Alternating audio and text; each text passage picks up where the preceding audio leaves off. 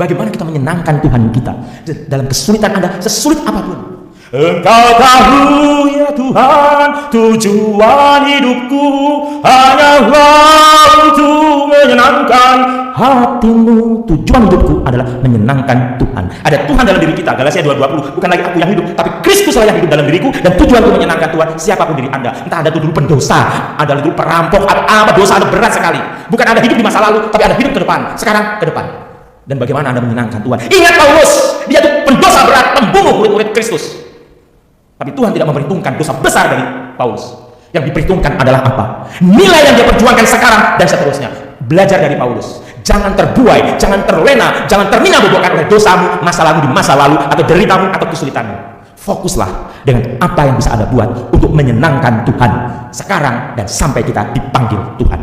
Demi sengsara Yesus yang pedih, tunjukkanlah belas kasih-Mu kepada kami dan seluruh dunia. Allah yang kudus, kudus dan berkuasa, kudus dan kekal, kasihanilah kami dan seluruh dunia. Allah yang kudus, kudus dan berkuasa, kudus dan kekal, kasihanilah kami dan seluruh dunia. Allah yang kudus, kudus dan berkuasa, kudus dan kekal, kasihanilah kami dan seluruh dunia. Dalam nama Bapa dan Putra dan Roh Kudus. Amin. Yesus kau andalanku, Yesus kau andalanku, Yesus andalanku, Engkau andalanku sepanjang hidupku. Dalam nama Bapa dan Putra dan Roh Kudus. Amin. Rahmat dan damai sejahtera dari Allah Bapa dan dari Tuhan kita Yesus Kristus bersamamu dan bersama rohmu. Selamat sore, salam jumpa untuk kita sekalian dari Kapela Paroki Yesus Gembala Baik Palangkaraya. Saya bersama dengan Romo Lulus berjumpa dengan Bapak dan Ibu saudara-saudari sekalian pada Jumat pertama bulan Mei, bulan Rosario. Jumat pertama atau sering disebut Jumper.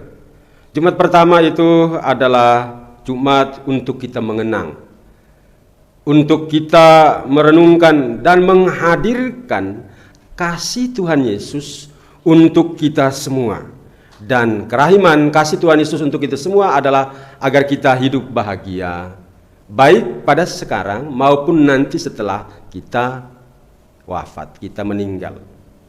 Karena itu Bapak Ibu Saudara-saudari, kasih sayang Tuhan Yesus untuk kita agar kita hidup bahagia. Tetapi banyak orang dan memasukkan kebahagiaan itu dalam kotak, ditandai dengan adanya harta, adanya jabatan, kekuasaan, adanya status dalam hidup, dan itu dikejar oleh semua orang termasuk kita, Anda dan saya, kecil dan besar. Tetapi sebagai orang-orang Katolik sejati, orang-orang Katolik Kristiani, sehendaknya kita menempatkan kebahagiaan itu dalam diri Yesus Kristus. Harta yang kita cari itu adalah dalam diri Yesus Kristus. Hidup dalam Dia. Karena itu dalam bacaan yang kita dengar, dalam bacaan pertama kita akan mendengar tentang Saulus yang mau mencari ketenaran untuk mengejar banyak pengikut Kristus dan membunuh mereka. Ternyata dibalikan pola hidupnya oleh Tuhan Yesus Kristus, ditangkap ke jalan ke Damsik lalu menjadi pengikut Yesus. Dan Tuhan Yesus bersabda kepada kita, barang siapa makan dagingku dan minum darahku, ia tinggal di dalam aku dan aku di dalam dia. Menyatu dengan Kristus, itulah kebahagiaan sejati yang kita cari. Bapak Ibu Saudara-saudari, kadang dalam hidup kita tidak menyadari bahwa setiap kita justru disatukan oleh Kristus dalam perayaan Ekaristi. Kadang kita tidak menghargai, menghormati perayaan Ekaristi, tubuh dan darah Kristus yang kita terima. Mari kita mohon ampun kepada Tuhan pada awal perayaan keselamatan ini. Shalom, salam sehat, Tuhan mengasihi Anda. Wah, bacaan pertama dari Kisah Para Rasul 91-20 itu ya saya selalu menyebutnya istilahnya epik, bacaan yang luar biasa, yaitu pertobatan Paulus. Luar biasa. Saulus, Saulus, mengapa engkau menganiaya aku? Mengapa engkau menganiaya aku? Dan yang luar biasanya, kok Tuhan memilih Saulus? Karena Saulus itu orangnya yang sangat mengembu, penuh semangat, penuh gairah untuk melakukan atau setia dengan tugas-tugasnya. Dan itu membuat Tuhan tertarik padanya, jatuh cinta padanya. Tetapi kalimat yang luar biasa, mengapa engkau menganiaya aku? Dan terjadi suatu pertobatan yang luar biasa. Dan akhirnya Saulus bertobat dan menjadi rasul andalan Tuhan, mewartakan sabda Tuhan. Itulah pertobatan yang merubah. Karena Saulus yang telah menjadi Paulus menyadari Tuhan Yesus ada dalam dirinya. Maka dalam Galatia 2:20 dikatakan, dalam Rasul Paulus, surat Rasul Paulus kepada umat Galatia bab 2:20 dikatakan, bukan lagi aku yang hidup, tapi Kristuslah yang hidup dalam diriku. Wah, ada lagunya, dan lagu itu selalu juga menguatkan saya. Aku di dalammu dan aku ada dalammu, tak ada yang tak mungkin bagimu. Aku di dalam dan kau di dalamku, tak ada yang tak mungkin bagimu. Dan ini terjadi dalam diri Paulus. Tidak ada yang tidak mungkin dalam Tuhan. Impossible is nothing. Tidak mungkin itu tidak ada.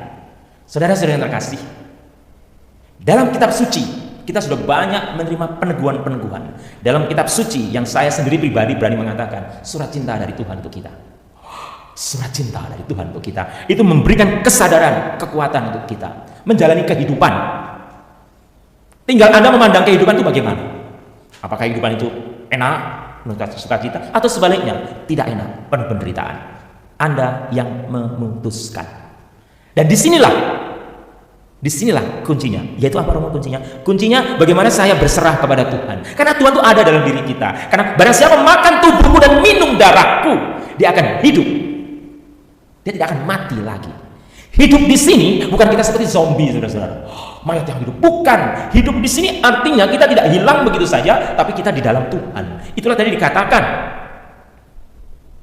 Sebab dagingku adalah benar-benar makanan dan darahku adalah benar-benar minuman. Barang siapa makan dagingku dan minum darahku, ia tinggal di dalam aku dan aku di dalam dia. Aku di dalammu dan kau ada dalamku. Tak ada yang tak mungkin bagimu. Tidak ada yang tidak mungkin bagi Tuhan. Saudara-saudari,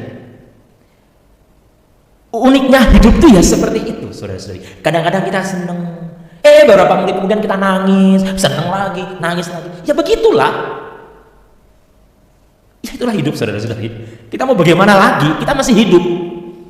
Dan ada saatnya kita akan menghadap Tuhan. Saya beberapa hari yang lalu lihat-lihat foto, saudara-saudari. Foto-foto. Saya tidak terlalu banyak. Saya bukan tipe orang yang menyimpan foto. Saya bukan tipe, karena ada tipe-tipe tertentu yang ada suka sekali menyimpan foto. Saya punya teman itu punya foto. Bayangkan dari TK, saudara-saudari. Dari TK masih fotonya hitam putih itu. Wah lucu. Jadi KSD. Dan saya itu kalau mau cari foto gampang. Saya telepon dia, minta foto. Dia punya arsip. Kalau saya nggak punya. Saya bukan tipe orang yang, ya mungkin karena saya merasa jelek atau merasa ganteng, saya nggak ngerti, saudara-saudara. Karena saya sadar kalau lihat foto saya itu kadang-kadang malu saya itu. Saya lihat sekilas wajah saya mirip Lingindu, saudara-saudara. Tapi saya lihat lagi Dracula, saudara-saudara. Saya mohon maaf, saya bukan tipe orang yang suka nyimpen foto. Nah, tetapi kemarin saya melihat foto-foto, saya minta kirimin teman saya itu, dikirim lah.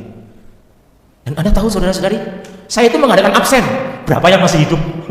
Berapa yang masih hidup? Umur sih masih ya, meskipun belum tua-tua banget saya lihat. Ya masih imut lah umur saya itu masih. Ya berapa ya pastor? Ya umur saya segitu-gitulah. Saya lihat teman saya, mohon maaf ya, yang sudah meninggal separuh, saudara-saudara. Separuhnya sudah meninggal. Terus saya melihat foto-foto waktu saya tabisan diakon. Oh, ada foto-fotonya. Saya lihat ada beberapa sudah meninggal, saudara-saudara. Nah, dari situ saya menyadari itu dulu ada loh, bapak-bapak, ibu, saudara-saudari. Itu teman-teman kita, saudara kita, mungkin keluarga kita ada bersama kita. Dan sekarang sudah nggak tahu kemana. Kita percaya secara iman kepada Tuhan. Nah, artinya apa? Kok dia meninggal, kok saya masih hidup? Nah pertanyaan kan gitu. Bisa diperhatikan, saudara-saudari. Jebret, ada pesawat rata-rata mati semua. Tapi masih ada mobil, jebret, satu mobil. Separuh bisa meninggal, separuh masih hidup. Kenapa? Kok ada yang hidup, ada yang mati? Saudara-saudara yang terkasih, belum lama ini kan waktu COVID rame-ramenya, mungkin saudara kita meninggal, atau orang dekat kita, atau teman kita, atau siapa, ada yang meninggal, ada yang hidup. Romo kok ngomong seperti itu? Tidak, saya mengajak Anda berefleksi. Pada saat saya melihat foto-foto itu, saya mengajak Anda berefleksi. Karena kita akan memahami arti barang siapa makan dagingku dan minum darahku, dia tinggal dalam aku dan aku dalam dia. Barang siapa makan roti ini, dia akan hidup selama-lamanya. Itu artinya apa? Faktanya kita punya teman meninggal, kita punya orang dekat meninggal, kita masih hidup. Nggak tahu sampai kapan, mungkin besok, sebulan lagi, setahun lagi, 2 tahun, 5 tahun, 10 tahun, kita tidak tahu. Tidak ada yang tahu kapan kita mati atau akan mati atau tetap hidup, kita tidak tahu. Tapi satu hal yang kita tahu, kita sudah menyantap tubuh Kristus, darah Kristus, dan kita akan hidup selamanya. Dan selamanya ini maksudnya apa lah ya? Maksudnya adalah kita hidup di dalam Kristus. Kita hidup maupun mati, kita di dalam Kristus. Artinya selama-lamanya kita bersama dengan Kristus. Amin, saudara-saudari. Ini maksudnya. Engkau di dalamku dan ku ada dalammu, tak ada yang tak mungkin bagimu. Mengasihimu selalu dengan sepenuh hatiku, mengasihimu selalu dengan sepenuh hatiku, mencintai seluruh perbuatanmu, mengasihi semuamu selalu, mengasihi semua perbuatanmu. Saudara-saudari yang terkasih, kita mengasihi Tuhan dengan sepenuh hati kita. Itulah bukti pertobatan. Seperti Rasul Paulus bukan bertobat tomat. Tobat itu tobat terus umat kaki gitu loh. Itu tomat namanya. Tapi kita bertobat sungguh-sungguh, saudara-saudari, bertobat. Terjadi metanoia, perubahan. Seperti Saulus berubah dari anti Kristus menjadi pencinta atau murid Kristus. Dan hidup kita juga demikian, karena kita sudah menyantap tubuh Kristus. Kalau kita demikian, saudara-saudari, kita sakit, kita sehat, kita mati atau hidup, itu bukan masalahnya. Bukan masalahnya, saudara-saudari. Kalau hidup, puji Tuhan. Sakit, puji Tuhan. Mati, puji Tuhan. Jadi setiap saat kita siap mati, saudara-saudari. Romo? Iya, saudara-saudari. Setiap saat itu kita seperti lagu di dalam Kompletorio. Itu ada lagu, Hidung Simeon itu. Ke dalam tanganmu ku serahkan diriku, ya Tuhan penyelamatku. Ke dalam tanganmu ku serahkan hidup. Setiap saat, saudara-saudari, setiap saat.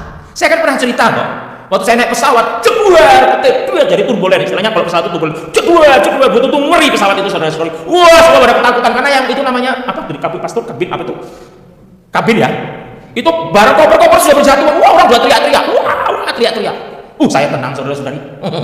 Kalem. Anak istri nggak punya. Santai, saudara-saudari. Saya langsung pegang rosario, langsung in the name of the Father, the Son, the Holy Spirit. Amin, berdoa. Our Father. Karena sebelahnya orang Eropa, saudara-saudari. Sebelahnya orang Eropa, jadi saya gaya-gaya Inggris lah yo.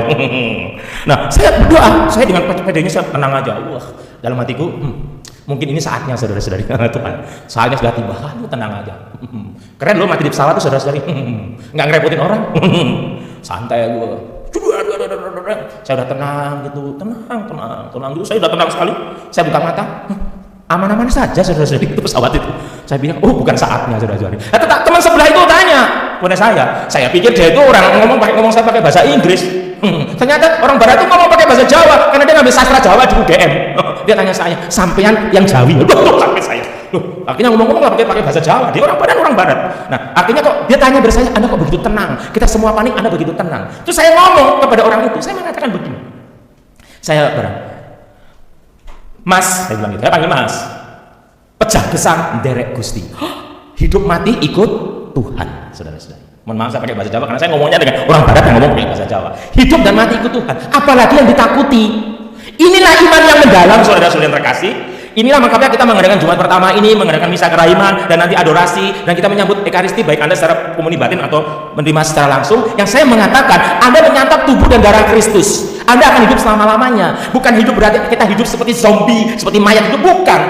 Andai kata pun kita setelah fisik mati, kita tetap hidup dalam Tuhan. Inilah iman, saudara-saudari. Apalagi yang kita takuti? Hello, apalagi yang ditakuti, gitu loh. Mau miskin, mau kaya, mau sakit, mau susah, mau parah, mau stroke, mau stres, mau apa saja lah. Jangan stres. Ada Tuhan. Yang suaminya bermasalah, istrinya bermasalah, anaknya bermasalah, orang tuanya bermasalah, mertuanya biasanya mertua bermasalah. Kalau sedang marah-marah, angkat saja kidung lagu pujian, saudara-saudari. Santai hidup. Yang pastor parokinya marah-marah, angkat saja pujian gitu. Santai. Kalau saya Romo Projo yang uskupnya marah-marah, santai gitu loh, saudara. Relax, enjoy aja gitu loh. Jalani kehidupan, capek deh gitu loh. Relax saudara-saudara yang terkasih. Romo ngomong aja. Tidak. Anda mau ngapain? Mau ngapain toh? Hidup itu indah. Life is beautiful. La vita è bella. Bahasa Italinya. Hidup itu indah. Tetapi keindahan hidup itu akan menjadi kacau kalau Anda dipenuhi kekhawatiran, kecemasan. Saudara-saudari, Anda bekerja boleh. Mati-matian bekerja, menjadi pinter boleh, dan harus bekerja. Harus bekerja. Kalau tidak bekerja, tidak boleh makan. Itu kata Rasul Paulus. Dan tidak ada makan siang gratis. Orang harus bekerja. Tetapi pada saat kita bekerja, kita harus ingat bahwa kita tidak hidup selamanya. Kita tidak hidup selamanya, saudara-saudara yang terkasih. Hidup secara fisik selamanya. Suatu saat kita akan dipanggil Tuhan, dan disitulah persembahan kita. Makanya pertobatan itu harus berubah apa? Karena kita tidak tahu kapan kita mati, saudara-saudari. Dikatakan kematian itu datang tiba-tiba. Yesus sendiri mengatakan putra manusia datang seperti pencuri di tengah malam. Tidak ada pemberitahuan, datang tiba-tiba. Nah, yang mau saya katakan kepada Anda adalah, mau mati, mau hidup, mau sakit, mau sehat, itu bukan masalahnya. Bagaimana Anda menjalani kehidupan itu penuh berkualitas, bermakna. Do something, melakukan sesuatu yang punya value, yang bernilai.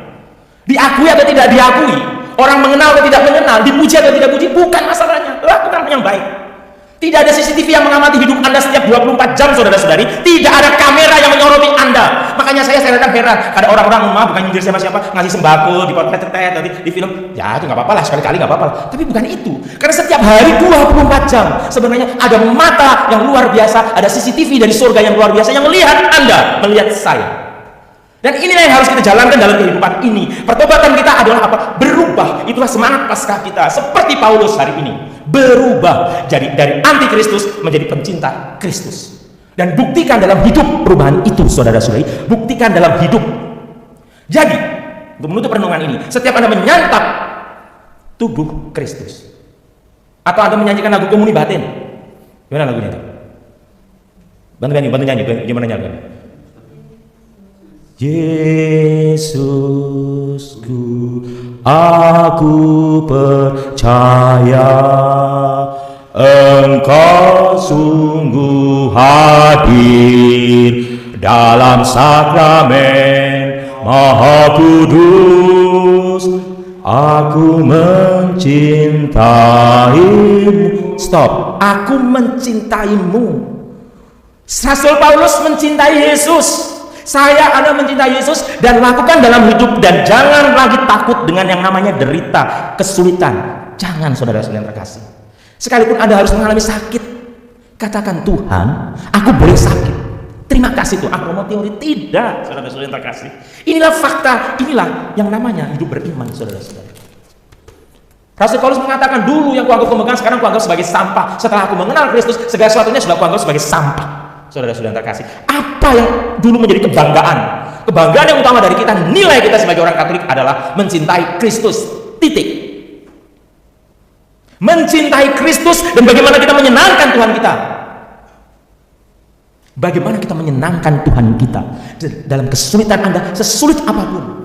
Engkau tahu ya Tuhan, tujuan hidupku hanyalah untuk menyenangkan hatimu. Tujuan hidupku adalah menyenangkan Tuhan. Ada Tuhan dalam diri kita, Galatia 2:20. Bukan lagi aku yang hidup, tapi Kristuslah yang hidup dalam diriku, dan tujuanku menyenangkan Tuhan. Siapapun diri Anda, entah Anda dulu pendosa, Anda dulu perampok, atau apa dosa Anda berat sekali. Bukan Anda hidup di masa lalu, tapi Anda hidup ke depan, sekarang ke depan. Dan bagaimana Anda menyenangkan Tuhan? Ingat Paulus, dia itu pendosa berat, pembunuh murid-murid Kristus. Tapi Tuhan tidak memperhitungkan dosa besar dari Paulus. Yang diperhitungkan adalah apa? Nilai yang dia perjuangkan sekarang dan seterusnya. Belajar dari Paulus. Jangan terbuai, jangan terlena, jangan termina-bobokan oleh dosamu, masalahmu di masa lalu, atau deritamu, atau kesulitanmu. Fokuslah dengan apa yang bisa Anda buat untuk menyenangkan Tuhan sekarang dan sampai kita dipanggil Tuhan. Berkah dalam. Marilah mewartakan misteri iman kita. Setiap kali kami makan roti ini dan minum dari piala ini, wafat-Mu Tuhan kami wartakan hingga Engkau datang. Bapak Ibu Saudara-saudari, terima kasih untuk kehadiran kita bersama. Baik Bapak Ibu Saudara-saudari yang ada di rumah melalui live streaming ini, terima kasih. Dan juga untuk Frater untuk Mas David, Bapak live, Bapaknya streaming, Paroki Yesus Gembala Baik. Juga untuk Tius dan Ramba, untuk para ibu, dan Romo Lulus, terima kasih banyak. Dan untuk itu jangan lupa subscribe. Sampai jumpa pada hari Minggu sore. Mari kita mohon berkat Tuhan. Tapi sebelum itu Romo Lulus akan menyampaikan 1-2 sampaian. Saudara-saudara terkasih, hari Minggu itu hari Minggu panggilan. Jadi permenungannya mengenai panggilan. Saya mengundang Anda untuk bergabung bersama dalam Eucharisti, dalam misa 2 Koronka, dan misa juga hari Minggu panggilan jam 15.00 di link YGB, nanti ada pemberitahuan. Terima kasih. Mari kita mohon berkat Tuhan untuk kita semua. Tuhan bersamamu Dan bersama rohmu. Semoga Allah yang Maha Kuasa memberkati Bapak Ibu Saudara-saudari sekalian, Bapa dan Putra dan Roh Kudus. Amin. Saudara-saudari, pergilah dalam damai sambil memuliakan Tuhan dengan hidupmu. Syukur kepada